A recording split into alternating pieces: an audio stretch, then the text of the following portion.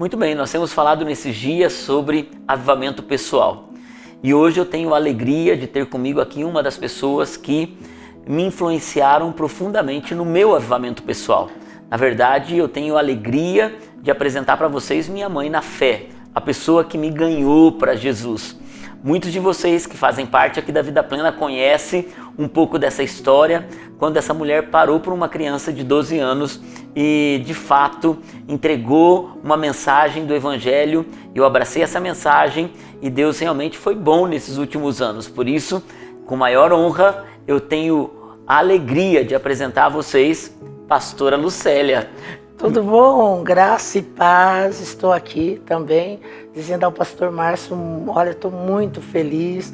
Para mim é uma honra estar diante do meu filhão espiritual e vamos que vamos, né? Estamos aí, vamos lá. Vai ser muito especial. Pastora Lucélia, eu sei que o impacto do seu ministério alcançou muitas pessoas. Esses dias estava numa mesa de jantar com um amigo meu e a gente conversando sobre a nossa conversão e ele me disse, você acredita que eu me converti 20 anos atrás nas mãos de uma mulher ali em São José dos Pinhais e essa mulher é a pastora Lucélia. E quem é essa pessoa? O pastor Marciano da comunidade Alcance. Ele me falou a história disso, eu fiquei surpreso. Então, o seu legado, a sua história, né, conta e tem falado já em muitos ministérios. A senhora tem filhos no ministério, né? A senhora já tem netos no ministério. Amém. Mas a gente quer saber como isso começou. Como a senhora teve o avivamento pessoal da sua entrega para Jesus. Conta para nós como foi essa história. Amém. Então vamos lá. Vou estar iniciando desde o início da minha conversão, né? A minha conversão, eu, a filha caçula, né? Entre 11 irmãos, e a gente morava no sítio, era muito pobre, casinha de sapé, sabe, pastor Márcio? Era uma casinha assim humilde no meio do mato, né? E eu tinha muita vontade de ir para a cidade. E a minha intenção era, vou para a cidade porque eu vou ficar rica. Isso era o meu pensamento, né? Só que o tempo foi passando, né? As coisas foram acontecendo, né?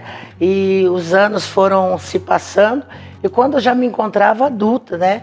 Eu procurei em vários lugares felicidade, ia para os bailões, né? Ia para as danceterias. E, nossa, era uma vida bem louca, bem doida mesmo, né? E até que um dia a minha irmã chegou e falou assim, olha, você precisa ir para a igreja. Eu falei, mas por que eu vou para a igreja? Imagina, eu ir na igreja, esses crentes tudo barulhento e gritando, né? Eu não vou, não. A única coisa que eu faço é beber e tomar. Então, né? Eu não vou, não. Ela falou assim, você precisa ir para a igreja. E conforme o tempo foi passando, eu me envolvi no espiritismo. Trabalhei muitos anos no espiritismo, trabalhei como mãe de santo, fiz um monte de coisa, né? Mas nunca chegava a lugar nenhum. Aquilo parece que continuava sempre a mesma coisa, não tinha uma saída para a minha vida. E um dia minha irmã evangélica, que hoje eu sou pastora dela, sou pastora, ela está comigo lá em Curitiba, né? Hoje eu sou pastora dela, ela falou assim, vamos para a igreja? Vamos, você precisa ir para a igreja? Falei, tudo bem. Se eu amanhecer boa, eu não vou trabalhar, né? Porque eu que sustentava meus filhos, uma vida sozinha, né? E eu falei, se eu amanhecer boa, eu vou trabalhar. Se eu não amanhecer boa, se eu não amanhecer, eu vou com você, né? E lá no centro espírita, os pais de santo falavam assim, eles falaram, você pode sair, mas nós vamos acabar com a sua vida. Essa era, né? Essa era a consequência. E cada vez que eu falava que eu não ia mais, não queria mais, eu me sentia mal. Nossa, me sentia mal, me sentia ruim, eu ia pro fundo de uma cama. E naquela segunda-feira, quando a minha irmã fez o convite, fez no sábado. Na segunda-feira, eu amanheci muito mal. Ela bateu lá, né? Ei, mana, vamos para a igreja? Eu falei, vou ter que ir, que eu não estou boa. E quando eu cheguei dentro de uma igreja evangélica, eu vi que ali existia algo diferente. Só que quando eu cheguei, pastor Márcio, eu estava tão possuída de demônios que 50 cadeiras foi pouco. Cheguei quebrando tudo. Ali um monte de pessoas ali tentando segurar, não conseguiam, né? Fiz um barulho dentro da igreja. Só que quando o pastor chegou, impôs as mãos, cheio do Espírito Santo, né? Ali o diabo não pôde ficar mais. E eu comecei a ir. eu comecei a ir para a igreja, né? Eu falei, agora, a partir de agora, eu estou sendo uma disputa muito forte entre Deus e o diabo. Mas eu não vou desistir. E eu comecei a ir, daí os demônios furiosos, porque eu tinha abandonado, colocaram muitas pedras na minha vesícula.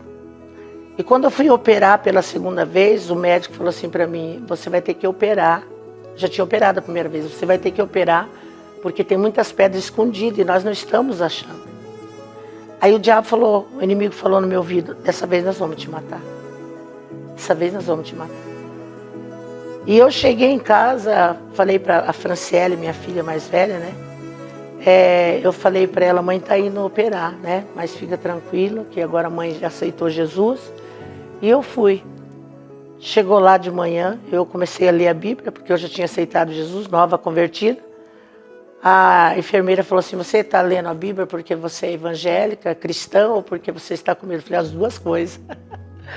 E quando eu entrei naquela sala de cirurgia, para a glória e honra do Senhor Jesus, a enfermeira era evangélica, a equipe toda de médicos evangélico. E se iniciou a cirurgia. E quando eu estava no meio da cirurgia, eu abri meu olho. Abri meu olho e eu não aguentava mais. E começou a descer lágrimas sobre o meu olho. E aí eu vi que chegou um vulto na beira da cama, da mesa, e falou assim, eu vou te matar agora. Eu vi eles em volta de mim correndo, tudo ali naquele desespero, né, tentando salvar a minha vida. Foi no momento que eu falei, Deus, se o Senhor me livrar agora, eu nunca mais vou parar de pregar a tua palavra. Eu vi que chegou um ser de branco perto de mim, e eu olhei para ele e falei, Deus, não deixe morrer. Eu prometo pregar a tua palavra onde eu estiver, onde eu colocar as plantas dos meus pés, eu vou pregar a tua palavra. E eu dormi, não vi mais nada. Quando eu cheguei na minha casa, toda enfaixada, bem devagarinho, eu entrei dentro do meu quarto e comecei a buscar o Espírito Santo e fui batizada ali. A partir daquele momento, não teve mais nada que me segurasse.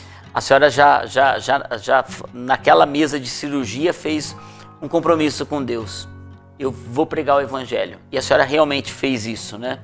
E quantas almas seguiram. Mas quando a senhora sentiu que a senhora tinha um chamado para libertação? Porque que eu me lembre, a senhora sempre teve muito forte no começo algo que era assim poderoso, que era enfrentamento com libertação, né, expulsando demônios, mas também a pastora tinha uma palavra de conhecimento muito forte. As pessoas chegavam, a pastora dava a palavra de conhecimento. A senhora deu a palavra de conhecimento, que foi uma revelação para minha mãe quando ela se converteu também. Então, quando a senhora descobriu esse avivamento para o ministério? A senhora lembra? Foi natural? Na realidade, eu comecei a descobrir quando eu entendi e compreendi, né, que para a gente ter uma autoridade para enfrentar o mundo espiritual, a gente tem que estar muito preparado em oração. Você sabe que eu gosto muito de orar. Eu aprendi que na oração, porque foram as orações, as intercessões que me deram livramento. Uma vez estragou o aparelho no hospital só por causa de mim. E os demônios querendo que eu fosse para uma cirurgia, querendo me matar. A cirurgia, sempre assim, a cirurgia ocorreu tudo certinho com as pessoas que estavam na minha frente. Vieram e me prepararam. E assim, aquela guerra, aquela batalha espiritual, os demônios, eu via coisas assim, sobrenatural na minha frente. E eu estava preparada para me operar. E de repente, quando chegou na minha vez, as enfermeiras falaram, nós vamos preparar a senhora e daqui a pouco vem buscar a senhora para a cirurgia. E quando eu vi, o médico veio e falou assim, não sei o que aconteceu, mas estragou o aparelho que a gente ia fazer a cirurgia na senhora.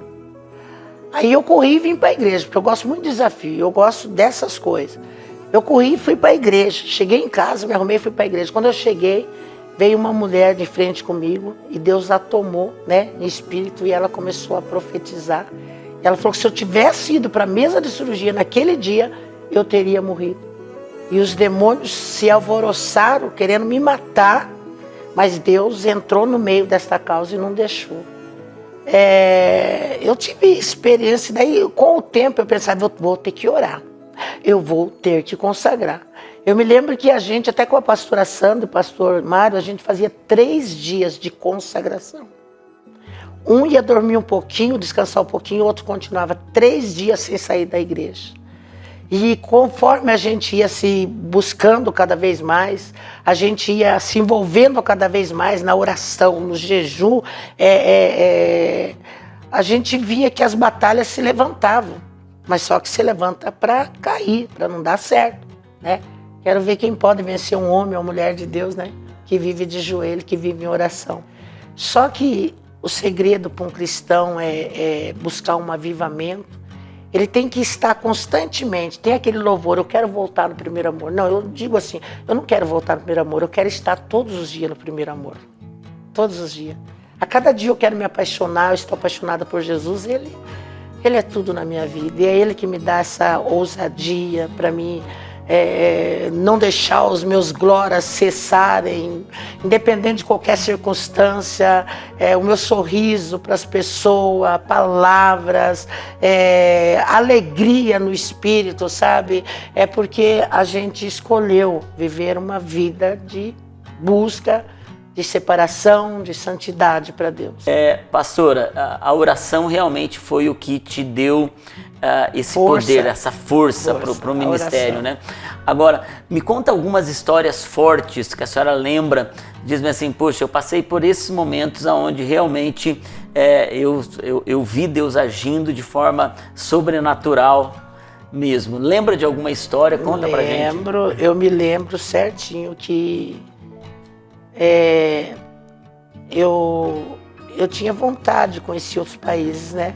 Mas não me preparava, as condições não permitiam, né?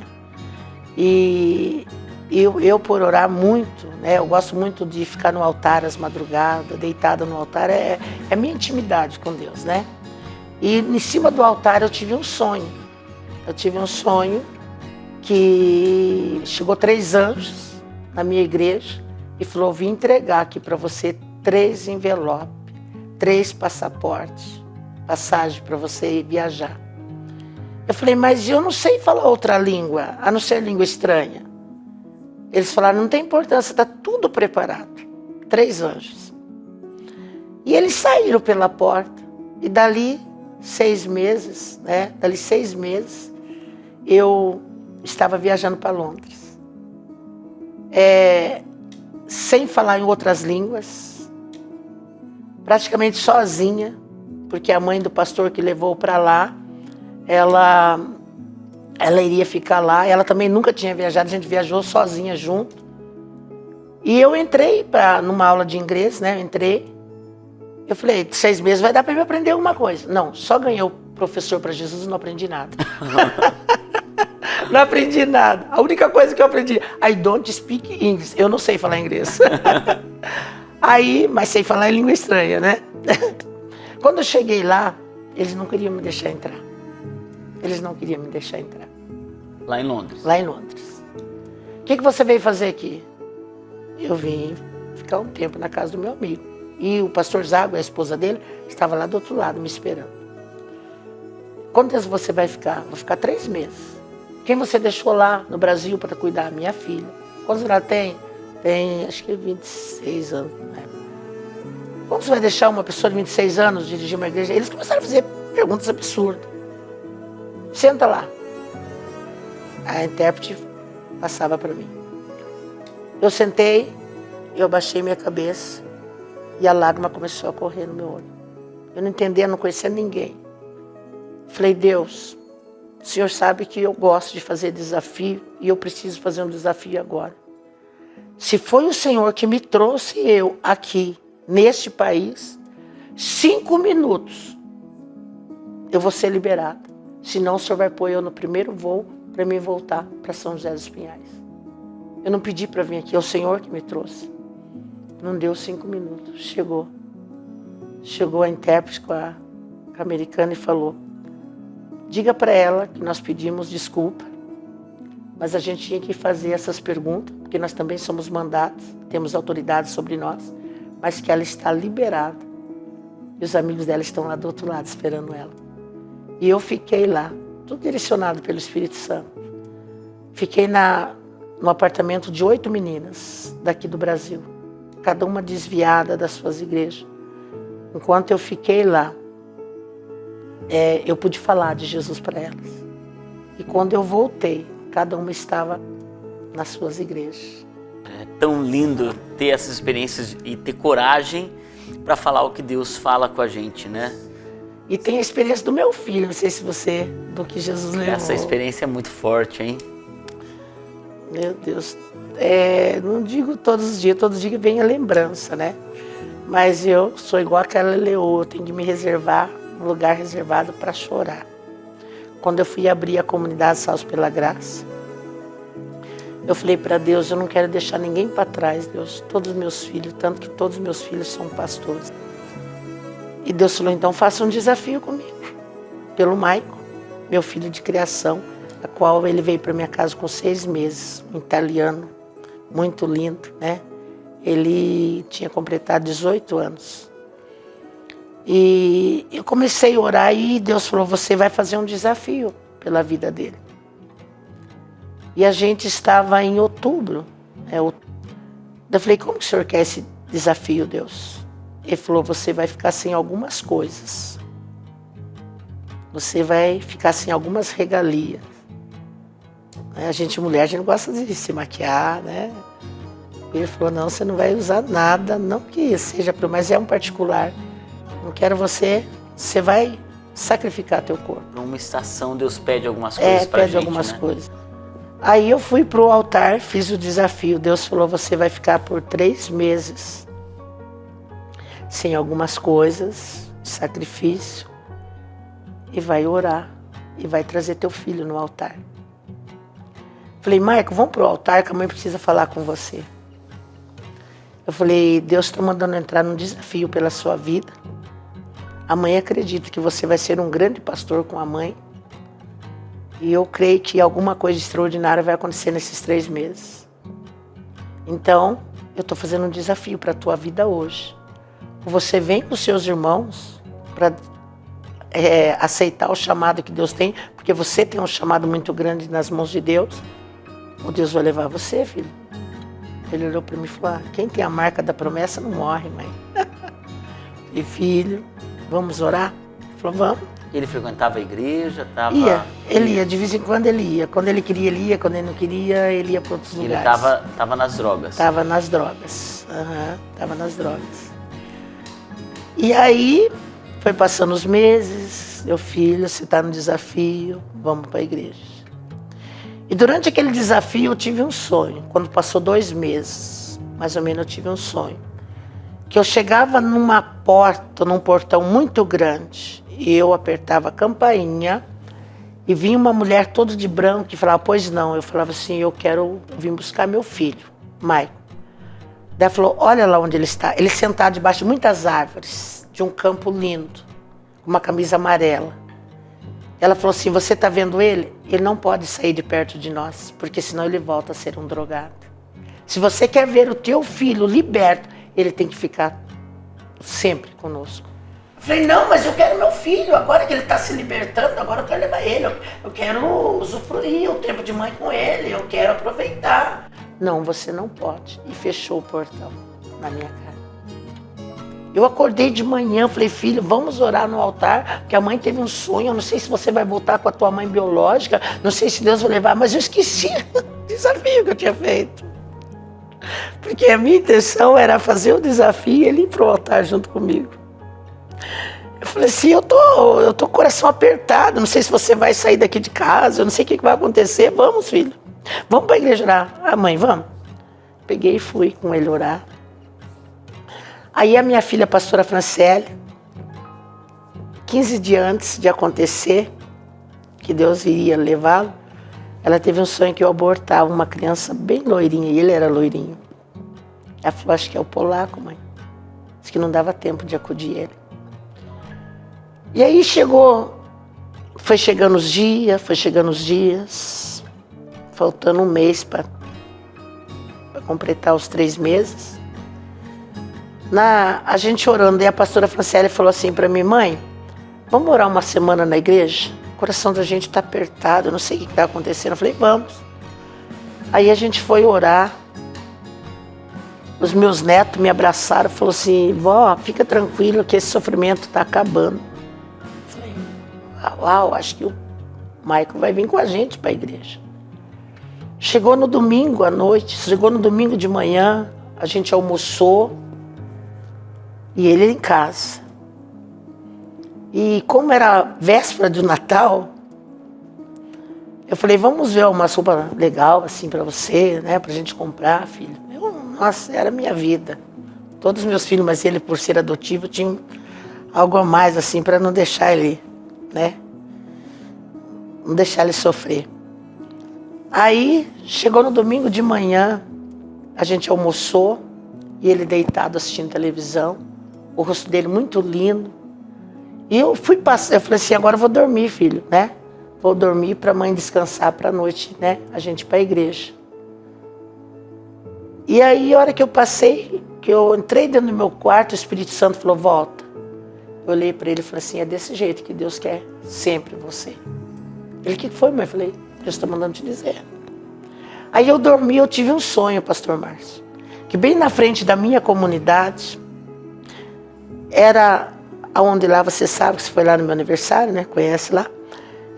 Que era tem uma rua bem na frente da comunidade. Só que aquela rua, ela subia, ela ia até uma altura, quando chegava na comunidade, ela subia. E tinha um homem enorme, que eu sei que é Deus, de braço encruzado. E ele ficava olhando. E meu filho veio e ficou do meu lado, bem na frente da comunidade. Só que quando ele ficou do meu lado, ele tinha 12 aninhos, 12 anos. E eu ajuntava umas tábuas e falava assim para ele assim: ó, você vai pegar essas tabuinhas e vai ajuntar elas. Toma, a mãe está te dando. Quando ele ia juntar aquelas tábuas, ele não conseguia, deixava cair no chão. Peguei pela primeira, deixou cair no chão. Segunda, deixou cair no chão. Terceira, caiu no chão. Eu falei: já que você não consegue, eu falei: vamos, olha lá, o patrão está olhando, você tem que conseguir, filho. Você tem que conseguir. Ele falou: mãe, eu não consigo, você tem que conseguir. Aí quando ele falou: eu não consigo, mãe. Eu falei: então deixa, fique, a mãe vai por você. Eu acordei, ele estava assobiando bem alegre. Falei: o que aconteceu, Pia? Estou me arrumando para ir para a igreja, mãe. E o pastor Jonah, meu filho, que ia pregar naquela noite.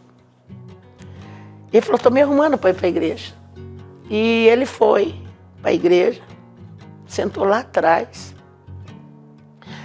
E quando foi à noite, a gente voltou, ele tinha algumas coisas em comum, a gente gostava de dormir quando chovia, comer azeitona, a gente detonava um vidro de azeitona junto, tinha algumas coisas, pais sempre tem alguma, né, os pais têm alguma coisa em comum com os filhos. E daí eu falei para ele assim: olha, vamos terminar de jantar e você vai dormir, toma um banho, tá chovendo hoje, ou vamos para a igreja comer. Ele falou: não, mãe, eu vou dar uma saída. Ele falou: mãe, eu quero contar um sonho. Nunca na vida ele falou que tinha sonhado. Ele falou: eu quero contar um sonho para a senhora. Será que eu conto? Eu falei: conta, filho. Ele falou: eu sonhei que eu estava num lugar assim, de repente veio um carro, veio alguns homens assim, e eu não sabia como escapar, mãe. Eu falei: então vamos orar. Eu falei: mas fica, não vai sair. Ele foi no quarto dele, pegou a jaqueta. E eu falei assim: você vai estudar? Agora tinha trancado a matrícula dele. Eu falei: você vai estudar esse ano? Ele falou: não, vou estudar esse ano. Esse ano eu vou fazer tudo que eu não fiz, mãe. Esse ano passado eu vou fazer esse ano. Eu vou terminar esse ano com tudo. Eu falei: filho, você está muito franzininho, né? Vamos, a mãe vai comprar as vitaminas, a mãe vai levar você no médico para você incorporar, ficar mais um pouquinho encorpado. Ele falou: não, mãe, não se preocupa. O meu corpo, a estrutura do meu corpo é essa. E não se preocupa não, que eu vou morrer só com 90 anos. Só depois dos 90 anos. E não sabia ele que dali 4 horas ele seria morto. Eu vi quando a última cena dele foi quando ele colocou a jaqueta. E ele falou assim: mãe, tô indo um pouco, logo eu volto. Eu falei: filho, você tem certeza? Aí o Espírito de Deus falou assim: manda ele ir comigo. Daí eu falei, a hora que eu falei assim: vai com. Ele virou a esquina e foi. Eu não conseguia dormir naquela noite, pastor Márcio, eu não conseguia dormir. Eu virava de um lado, do outro. E o pouquinho que eu consegui dormir foi porque da minha casa, onde tirava a vida dele, escutava tiro. E eu dormi naquele momento. E a vizinha escutou Bem a hora que deram os tiros e mataram ele. E no outro dia de manhãzinha eu fui na cama dele, cadê meu filho? Daqui a pouco bateram um pau. A pastora Lucélia está aí? Meu marido falou, ela está dormindo. Ele falou, amor, acorda, que vieram falar alguma coisa para você aí. Deus saiu na janela e falou, acabaram de matar o seu filho ali embaixo. O chão saiu debaixo dos meus pés. Comecei a chorar, a pastora aquela hora desapareceu, apareceu a mãe, a profeta desapareceu. Aí eu comecei a chorar, já, né, mandei todo mundo, acionar todo mundo. E a pastora Irene estava lá. E aí levaram ele, né, prepararam tudo. Ele estava no caixão exatamente como eu gostaria que ele fosse, caminhar todo o tempo comigo. Quando eu estava à beira do caixão, alguém ligou lá de São Paulo e disse, eu quero falar com a pastora Lucélia. E eu peguei o celular, ele falou assim, pastora, eu não a conheço, mas Deus manda dizer que o ministério com dependente químicos na tua vida começa agora. Começa agora. Véspera de ano de Natal. O que eu iria fazer? As coisas que tinha preparado para fazer a janta, a festa, família convidada. Mas eu tive que ser forte, Deus me deu muita força. E o tempo foi passando, dali 6 meses fizemos um encontro com Deus. Quando eu estava no encontro com Deus, falaram assim, os obreiros, líderes, falaram, pastor Lucélia, trouxemos um rapaz aí. Mas foi difícil trazer, mas a gente trouxe ele. E eu sempre falava a Deus, como que meu filho foi morto? Eu não tenho força para saber, mas eu preciso entender. Chegou um rapaz loirinho igualzinho ele, pastor Márcio. Falou, eu estava para fazer uma corrida aí, umas coisas aí, mas não me deixaram, trouxeram eu para esse encontro com Deus. Eu não sei o que vai acontecer, mas eu não quero ficar aqui. Daí eu abracei ele e falei assim, não se preocupa não. Eu vou fazer de você como meu filho. Eu vou cuidar de você como se fosse meu filho. Eu abracei ele. Ele falou, a senhora não sabe o que a senhora está falando. A senhora não tem ideia do que a senhora está falando. E ele foi para dormir, foi lá no dormitório, ficou dormindo. Eu falei, amanhã cedo eu quero ele aqui na libertação. E aí no dia da libertação eu comecei a contar a história do meu filho. E ele chorava muito. De repente manifestou os demônios no corpo dele. E ali ele foi liberto. Ali manifestou e a gente orando, todo mundo orando, e ele liberto. Encontro com Deus inteiro. Volta-e-meia ele chegava, ficava olhando. Quando eu fiz a última ministração, batismo nas águas, ele foi o primeiro a correr lá na frente. Quando eu vi aquele rapaz. E a hora que eu estava embaixo, o pastor John, os outros pastores estavam se preparando lá dentro da piscina para realizar o batismo. O Espírito Santo de Deus falou assim, e ele, o primeiro lá para se batizar, pastor. O Espírito Santo de Deus falou assim, vai lá e abraça ele, perdoa ele. Eu nunca vi esse rapaz, como que eu vou perdoar esse rapaz? Ainda quis questionar ainda. Mas Deus mandou, tem que obedecer. Daí eu subi lá a escada, né? E falei, você me perdoa. Ele começou a chorar, agarrou no meu pescoço, falando, não, eu peço perdão, eu não sabia. Eu não sabia de nada. Ele sabia que era meu filho. Falei, que estranho esse menino pedindo perdão, ele falando que não sabia de nada. Quando terminou o batismo, meus filhos chamaram no escritório e falaram, mãe, temos uma coisa para... Porque meus filhos já ficaram sabendo durante o encontro. Falou, temos uma coisa para falar para a senhora. Eu falei, pode falar. Deve ser muito importante, porque vocês me tiraram de lá, né? Para mim, o que está acontecendo? Sabe esse rapaz que nós batizamos? É o assassino do nosso irmão. Ele é o assassino do nosso irmão. E meus filhos falaram e ficaram assim, prontos para me segurar. Lá tinha a minha sobrinha que é policial, estava armada, né? Porque os policiais vão armados, né? Tinha pessoas influentes lá, que era só acionar. Só que Deus não quer isso para a vida da gente. Um dos grandes legados que eu aprendi na minha vida é perdoar para ser perdoado. Temos, independente de qualquer circunstância. Não é só 7 vezes 7. É 70 vezes 7, 490 vezes, se nosso irmão pecar contra nós. é direito, é dever, é obediência, nós saber perdoar o nosso irmão. Eu falei assim, olha, prestem bem atenção. Eu fui lá no céu e voltei. Falei, prestem bem atenção que eu vou falar uma coisa aqui. Segundo o que nós pregamos e nós aprendemos, que quando um pecador se arrepende, Deus e os anjos fazem festa no céu. Então não vai ser eu e não vai ser vocês que vão estragar essa festa hoje. Esta festa tem que continuar. Vocês vão cuidar dele como se fosse o irmão de vocês. Aí à noite, quando a gente voltou para a igreja na recepção, deram um terno para o Piá. E ele lá na frente adorando a Deus, de terno. Eu pensei, há 6 meses atrás não poderia ser meu filho que estivesse no lugar daquele rapaz. Poderia ser o meu Maico, o meu polaco que estivesse ali. A minha filha, a pastora Franciele, falou, mãe, eu até perdoo, mas não quero chegar perto. Eu falei, você vai pro altar fazer adoração, filha. Você vai fazer. Mãe, não tem jeito, mãe, não, por favor, mãe, não existe. Eu falei, não estou exigindo. Mas você sabe quem é Deus e o que Ele nos ensinou. Aí, quando eu vi, ela pegou o microfone para fazer o louvor. Daqui a pouco as lágrimas começaram a descer. Ela desceu lá do altar, falei, abraçou ele e perdoou ele. E a gente ficou um bom tempo cuidando dele. Daí eu falei, Deus, eu consigo, mas meus filhos não conseguem. O pastor Jonah, ele estava fazendo a advocacia, né? E quando foi para fazer uns testes lá, ele não passou. Ele não conseguiu. Ele não conseguiu. Falou, eu não consigo. Devido a tudo que aconteceu com o irmão dele. Aí eu falei, Deus, eu cuido dele até a hora que o Senhor quiser, mas meus filhos é muito forte para os meus filhos. Caminha ele. A mãe dele era de outra denominação, não veio, não levou ele para a igreja com ela. Deus, com permissão de Deus, ele saiu da nossa igreja. Esses dias atrás eu estava orando no monte, de repente lá no meio do mato, pastora Lucélia está aí, pastora Lucélia está aí. Eu falei, pastora Lucélia está aí, de repente veio correndo, minha direção, me abraçou. Pastora Lucélia está aqui, glória a Deus, pastora. Quem era? Assassina do meu filho. Eu abracei e falei, continua.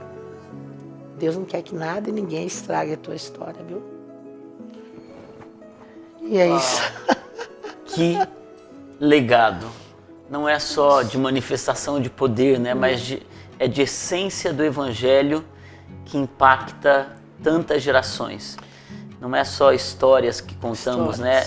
É realidade que vivemos, né, pastora Lucélia? Amém. Pastora Lucélia, obrigado por compartilhar seu coração. E hoje detalhes, a minha igreja em Curitiba é bem de frente a uma biqueira, onde tem vários traficantes, mas eles me chamam de mãe, dão um benção e falam, pode fazer o que vocês quiserem, mas nesta igreja não mexa. E a gente tem mandado alguns para casa de recuperação. Amém. E eles estão se formando pastores, líderes para vir trabalhar com a gente. Isso é avivamento. Isso é... Amém. Amém. Perdeu um, mas está ganhando muitos, né? Eu não enterrei meu filho, eu plantei meu filho. Uau! Eu plantei meu filho. Que lindo. Que lindo isso. Obrigado por compartilhar. Amém. Pastora, deixa uma palavra para as pessoas que estão conosco, né? Que estão participando. Deixa uma palavra. Amém. Para você que está aí do outro lado, quero dizer que Deus está aí junto contigo, viu? E o que eu tenho para falar, não desista, por nada. Deus nunca disse que ia ser fácil. Provações e provações a gente iria enfrentar todos os dias. Todos os dias a gente tem que matar um leão, um urso, enfrentar gigantes. Mas em tudo isso nós somos mais do que vencedores. Então, independente do que você estiver passando, né? Problema familiar, espiritual, ministerial, você que até tem pensado em abandonar tudo, desistir, que não está valendo a pena, não, continua. Se você continuar, a gente continuando, é acreditar que Deus existe, Ele é poderoso para fazer qualquer coisa na nossa vida. O Senhor diz na palavra dele que se vós estiverem em mim e as minhas palavras estiverem em vós, tudo quanto quiser, Ele faz acontecer na nossa vida. Então não é impossível, nada disso que você está passando. Essa situação que você está passando aí é só para Deus promover a tua vida. Essa prova que você está enfrentando aí é porque Deus quer fazer algo muito extraordinário. Eu quero te dizer algo, o melhor de Deus ainda está por vir. Então, fique na posição, continua firme, caminhando com Deus, ligado com Deus, independente de qualquer coisa, não desgruda dele, caminha com ele dia, noite, leva ele, traga ele para a sua vida, todo momento. Onde eu ainda pregava na igreja da pastora Denise sobre a vida de Obed-edom. Não era ninguém, morava num casebre na beira da estrada. Ninguém o conhecia, aquele homem. Aquele homem não podia ir para Jerusalém. Aquele homem geteu, ele não tinha liberdade, ele era um homem, mulher estéril. Mas quando Deus resolve abençoar alguém, não tem para ninguém. Aquele homem, um Zé Ninguém, desconhecido, de repente, em 3 meses, Deus começou a fazer uma revolução dentro daquela casa. Ali começou a acontecer coisas que Deus queria que acontecesse. Resultado, Obed-edom, por último, o último estágio dele, como um grande vencedor, tesoureiro do rei Davi. Guardando fortunas, né, no palácio do rei Davi. É isso que Deus tem para você. Hoje você pode estar ouvindo aí no seu ouvido aí, não sou ninguém, não tenho jeito, não vai dar certo, nunca vou chegar lá. Não, é mentira do inimigo. Ele está aí para querer te convencer que você não é ninguém. Mas eu quero te dizer que Deus tem algo na tua vida e é muito forte. Lá no Salmo 139, antes que você nascesse, antes que teus ossos fossem formados, tudo já estava escrito a teu respeito. Então eu quero dizer para você, antes que você nascesse, você já existia, porque você é projeto de Deus. Eu quero falar para você nesta tarde, continua firme, que com certeza a vitória é certa, porque Deus te ama. Fecha o dó de papai, você não sabe. Que Deus te abençoe em nome de Jesus. Uau, que bênção, que presente. Amém. Ter essa mãezona aqui. Amém. Eu digo para vocês que ela realmente foi uma bênção na minha vida, ela continua sendo e para tantas pessoas. Obrigado, viu? Que o seu legado alcance não apenas a nós. E quando quiserem falar a respeito de um legado, meu legado é as pessoas passam pela minha vida, inspirar ela a ter uma unção sobrenatural. E quando quiserem saber a respeito do legado que a pastora Lucélia está deixando, né, ou plantou dentro da vida, da história de alguém, olha aqui, esse menino aqui abençoado. Oh, meu Deus. Olha aqui para esse menino abençoado. Não precisa falar mais nada, né? Amém? Obrigado. Deus abençoe, gente. Amém.